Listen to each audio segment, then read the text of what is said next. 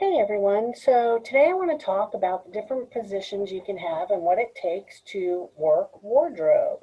I want to talk a little bit. Yes, wardrobe is unionized in 1919, so a little over 100 years ago.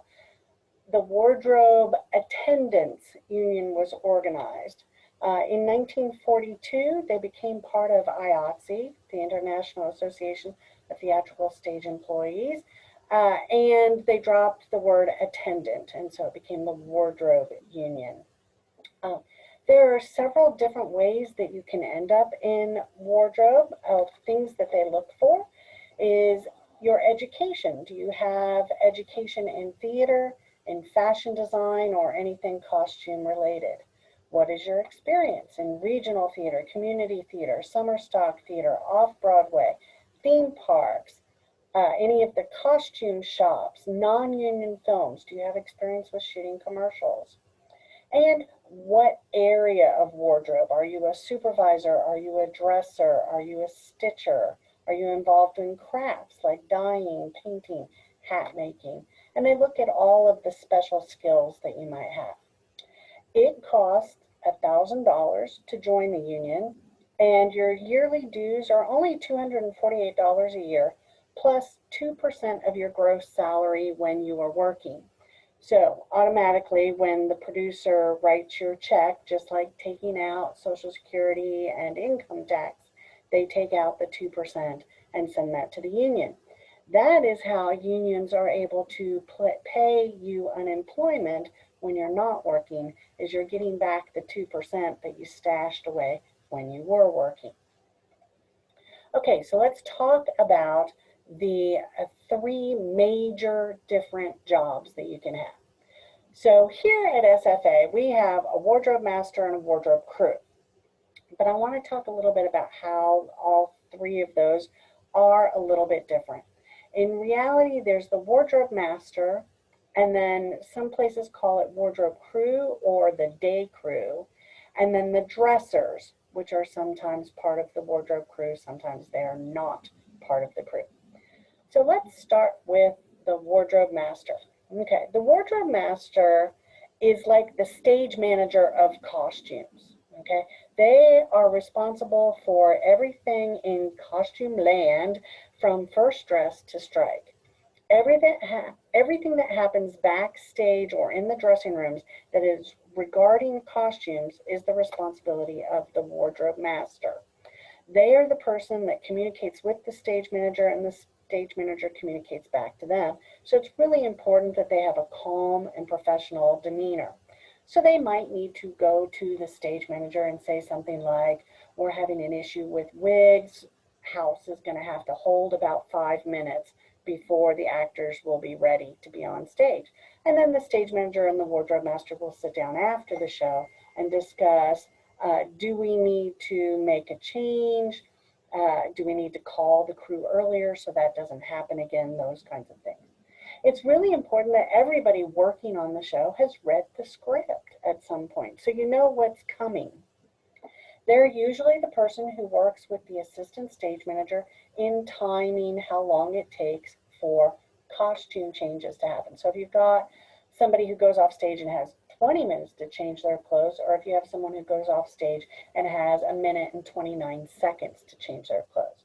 So then they will work with the assistant costume designer or the costume designer and assign, where does that need to happen? What needs to happen with that? And then they'll teach the crew how to do that.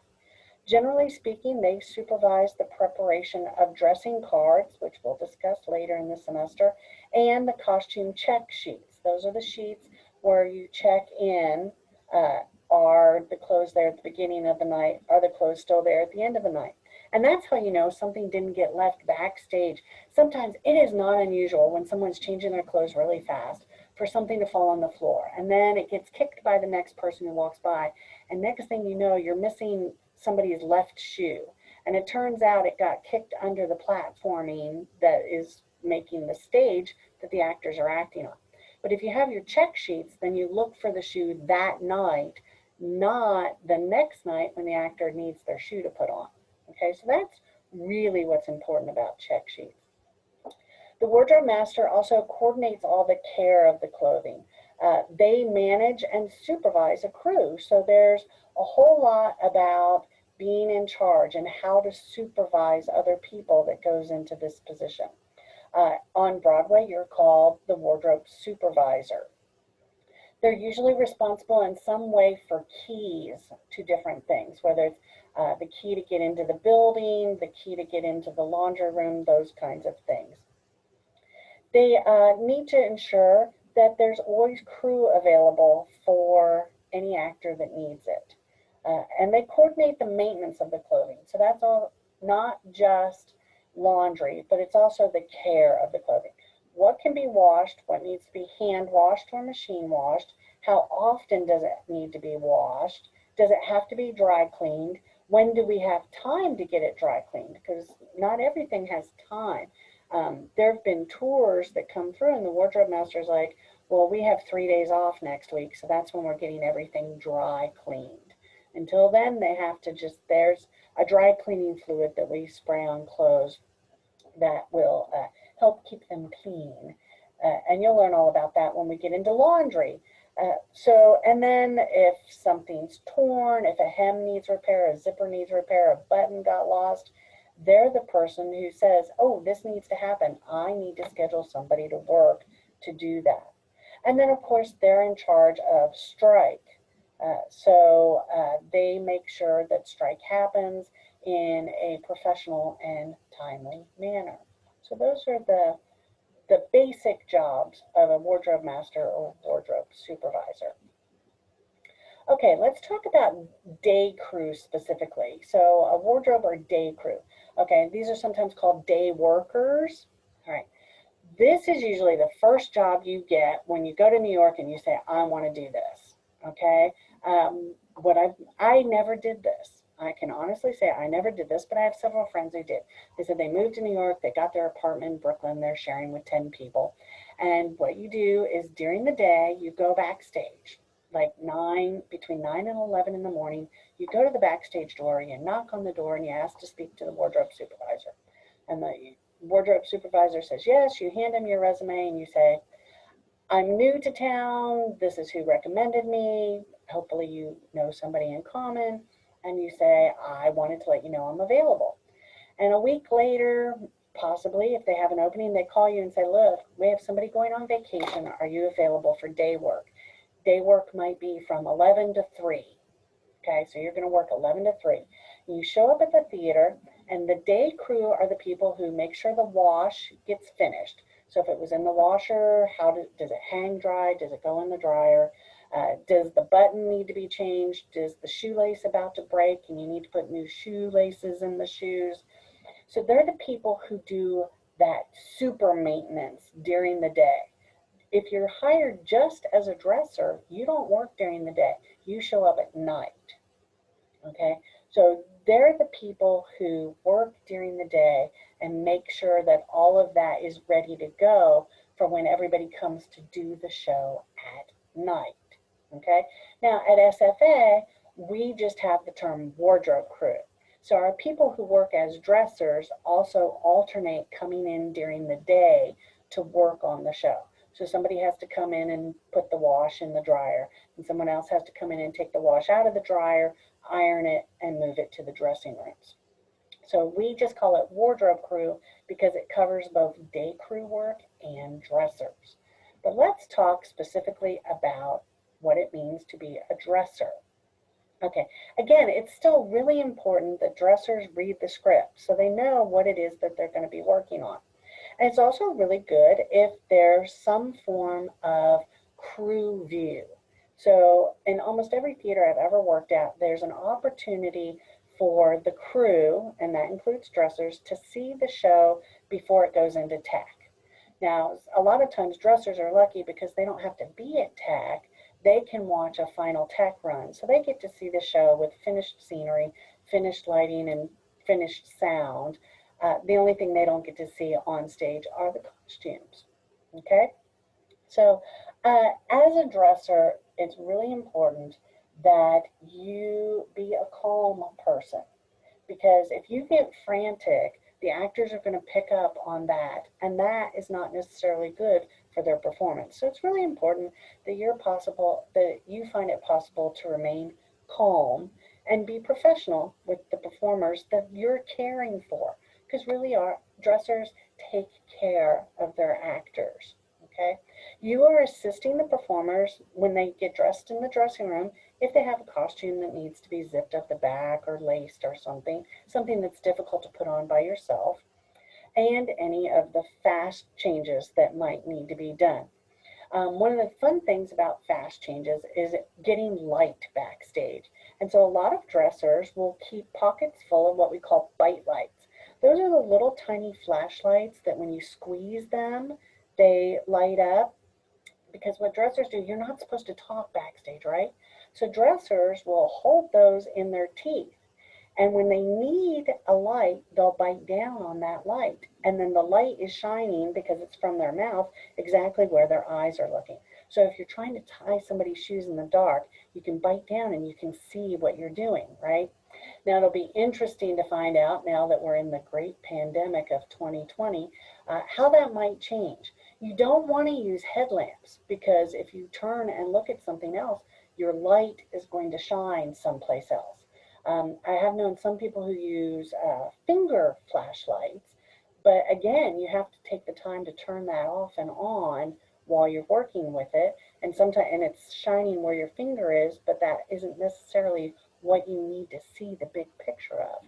So it'll be interesting to see what happens with bite lights and how that might change moving forward. But that is an essential tool of a dresser.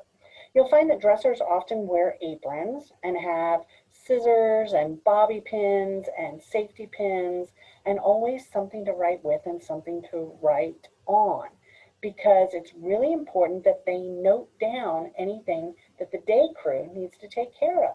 This button fell off. That zipper is ripping out. They're going to need new shoelaces, those kinds of things. They got makeup on their collar. And of course, on Broadway, okay, so this is really important to know. On Broadway, when the curtain comes down, the dressers have 15 minutes to do everything they need to do and then leave the building. In order to stay longer than 15 minutes, it has to have been approved by the supervisor before the show. So it's really important that actors know how to hang their clothes up themselves, and that they hang them up properly and nicely. Because if your dresser, they don't get paid after 15 minutes. They're not allowed to stay in the theater 15 minutes. Curtain comes down, 15 minutes, they're gone. Okay, so if you want your costume, if the actor wants their costume to look nice the next night, if they're not out of it and getting help, they have to hang it up themselves, and they're responsible. It's very important that actors learn they're responsible for their costumes and the care of them also. Now, sometimes the dressers will help with wigs. Most of the time in small theaters they do. It's very rare, mostly in opera, where you have a separate hair and makeup crew. It's either for special effects or opera. In regular theater world, the dressers are going to help with wigs, the dressers are going to help with makeup as much as they can. But actors are really responsible for knowing how to do their own makeup and how to put a wig on. So that's very important. Dressers are responsible to the actors from the call time before performance, in the dressing rooms, in the backstage, and until the actors get out of costume. Then at SFA, we'll do our check-in sheets, and that's why we're trying to shoo actors out of the dressing room, because after the actors leave, we still have work to do. We need to check in all the costumes, we need to find the things that are missing, and then we need to start the laundry. So there's always something to do. They relay all those notes to the wardrobe supervisor. They relate them to the costume shop. So there's a lot of work to do before and after. And actually, the quick changes are the fun part. But more often than not, if there aren't a lot of quick changes, dressing can feel a little like hurry up and wait. So that gives you a little idea. I do have a big spiel that I give to our actors when they're backstage. A friend of mine was just telling me the other day, he right before the shutdown on Broadway back in March 12th was the day the show shut down. He was working with an actor who he knew when he got nervous that what it meant is he was low on potassium. And so he started as a dresser. On his way into the theater every night, he would stop at the corner store and buy a banana and just bring it in. And if his actor needed a banana, he gave him a banana. And if he didn't, well, there was a banana for somebody else to have backstage. Now, this is what we call being of service. Okay? Dressers are of service to their actors. But it's also really important that actors recognize that dressers are not their servant. Okay? And there is a difference between being of service and being treated as a servant. There have been times when I've had to put my hand out and let somebody spit out a cough drop into my hand. It's a little like being a mom. You get nasty things spit into your hand. Uh, I've had, there was nothing for them to blow their nose on. So they blew their nose on my t-shirt. There was, they sneezed and I had to wipe their face with my hand so they could go back out on stage. And then you go and you wash your hands and you get over it, okay? But I am of service to that actor. I make what that actor does on stage possible by supporting them backstage. The difference is an actor who walks off stage and just drops their clothes on the floor because a servant will pick them up for them. When they treat you like a servant, it is your job to say, I understand that you're in a stressful situation, but there's plenty of time after the show for you to hang your clothes up, and it is expected for you to behave professionally and hang your clothes up. If you have repeated problems, because we are working with students who are just learning how to be actors, we'll have a faculty member step in. You just need to go tell a faculty member, hey, they're being really rude about this. And a faculty member will step in and talk to them about that because it's part of the learning process. The important thing to remember as a dresser that a lot of times if somebody snaps at you backstage, it's not them snapping at you. It's their nerves snapping at the situation. So we always have to remember while we are working with student dressers, we are also working with student actors. I have found in my experience working in regional theater that the most wonderful actors in the world are the professional actors. They are so kind to their dressers, to their wig makers. I've seen prima ballerinas who bring coffee to the costume shop and sit there and sew all the sequins on their own costume shop so they can catch up with everybody. Okay? It's not unusual for them to like that. You may have noticed the last couple times in the Tonys, the people who won Best Actor and Best Actress, within the first two people that they thank, it's been their dresser because their dresser is who makes it possible for them to do that fast change and get back out on stage and sing their song and do that giant tap number. So even though we wear black and we stand in the background and nobody knows our names, there is joy in what we do and there's pride in being able to do it well. And that's really important that dressers learn to do their job well. And so that is what I have to say about working wardrobe crew. And if you guys have any questions, please don't hesitate to contact me. I'm willing to meet with you in person if you're in town. If you don't want to meet in person, I'm more than happy to talk to you through Zoom anytime you need me to. Or I'll try to answer your questions by email, but please make sure you're being very specific in the question that you email me. All right, guys, have a great day and I'll talk to you soon.